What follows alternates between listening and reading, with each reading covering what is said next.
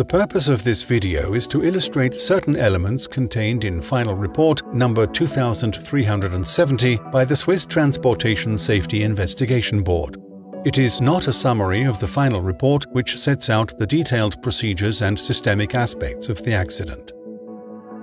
Safety investigations are aimed at preventing further accidents or serious incidents from occurring. They are not intended to establish blame or determine liability. At 16:14 on the 4th of August 2018, the Air Junkers U-52 aeroplane took off from Locarno for a flight to Dübendorf. 17 passengers and 3 crew members were on board the vintage commercial air transport aircraft. The 2 flight crew members were very experienced as they were both former Air Force and airline pilots. They had often flown together in the 2 months prior to the flight. Everything points to them having been well rested and healthy. The midsummer weather with a chance of thunderstorms and a northerly wind was in line with the forecasts and would have allowed them to cross the Alps without any problems. Having been airborne for approximately 40 minutes, the aircraft crashed almost vertically into a basin. All 20 people on board lost their lives. The Swiss Transportation Safety Investigation Board, STSB, investigated the accident in order to identify its causes and the underlying reasons for the crash. The crew intended to fly past the Martinsloch, a natural rock window in the mountains, before crossing the Segnes Pass. When entering the basin southwest of Piz Segnas, the crew adopted a flight path along the center of the valley. This meant that it was only possible to leave the valley by flying over the pass. There was no room for a 180-degree turn or an alternative flight path. However, the aeroplane would have been able to climb to a higher altitude or fly faster. In order for a wing to provide lift and for the aircraft to fly in a controlled manner, the bulk of the airflow must be attached to the wing. The angle of attack is the angle between the chord line and the direction of airflow.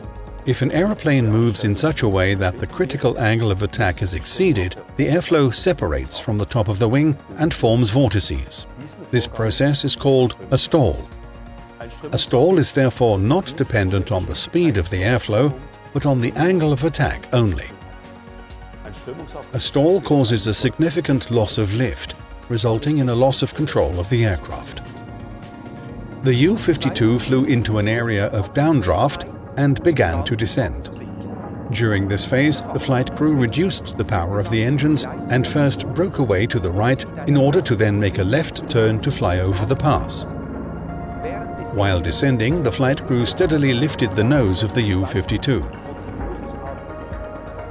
This made it difficult to detect the descent from the cockpit. When the U-52 started its right turn, it was still in an area of downdraft, with its nose pointing clearly upwards. At this time, the airflow was still firmly attached to the wing. The aeroplane then flew into an updraft. These kinds of alternations between updrafts and downdrafts are not unusual in the mountains, especially close to the terrain. This led to a change in the direction of air flowing onto the wing and the critical angle of attack being exceeded. As a result, the airflow separated from the wing, causing a stall, and the crew lost control of the aircraft. The flight crew initiated a maneuver to regain control. However, as the aeroplane was being flown close to the terrain, there was not enough space to regain control, and it collided with the ground.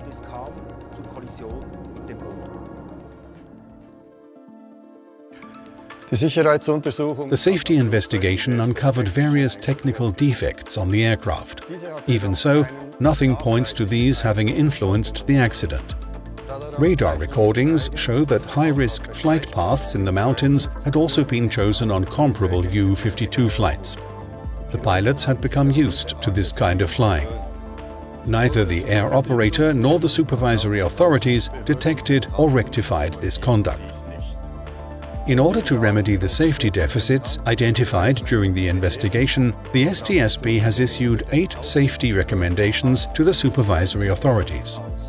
These are intended to facilitate effective operational and technical supervision.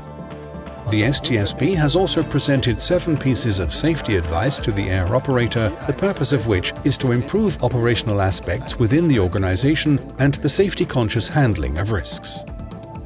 This investigation was unusual in that there were no recording devices on board the aeroplane. The STSB would like to thank the public for their help. They have been of great assistance, most notably by providing visual and audio material. In doing so, they have made a significant contribution to clarifying what happened during this accident.